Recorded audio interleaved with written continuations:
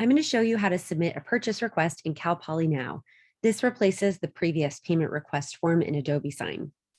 First, you're going to want to navigate to your organization's toolbar and select the Finance tool. From here, you're going to want to create request and then create purchase request. The questions here will look very familiar to the purchase request form. The new additions ask you some information so that you can keep this transaction straight from others when you're reviewing the information in your account. So in this case, we're doing a pizza reimbursement for October. And we're paying Mr. Mustang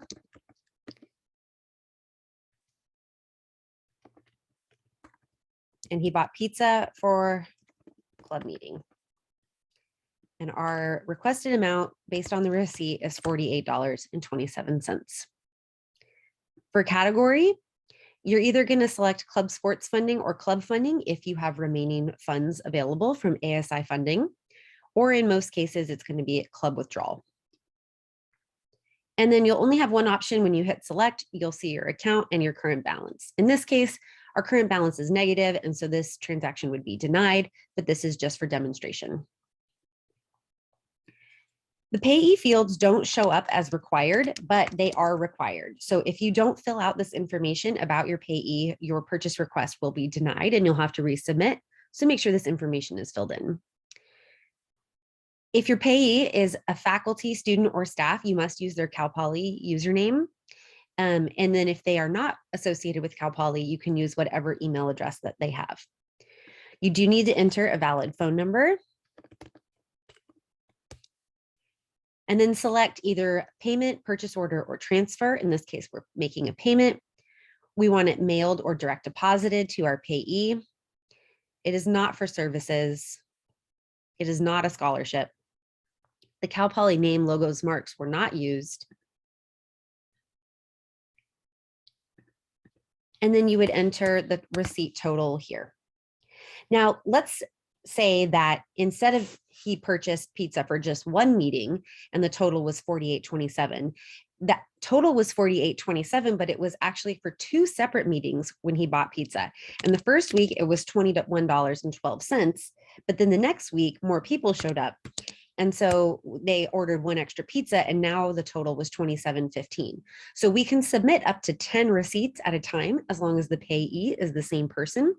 You just want to make sure that the total of these receipts matches the requested amount up above. And then finally, you're going to want to upload your receipts. Now, in this case, because there are two receipts, you'll need to combine them into one file. Adobe is a great option to do that. You can also take pictures with the Notes app on your phone and upload them in a single PDF that way. And then when you have that final document with all the receipts combined, you want to upload it here. I'm just going to select a random file in this case for demonstration purposes. And then check that no funds were used to purchase alcohol.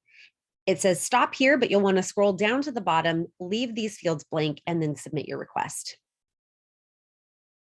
Now that the purchase request has been submitted, the president and treasurer will each get an email asking for their review on the purchase request. They can follow the link in the email to be taken directly to the manage request.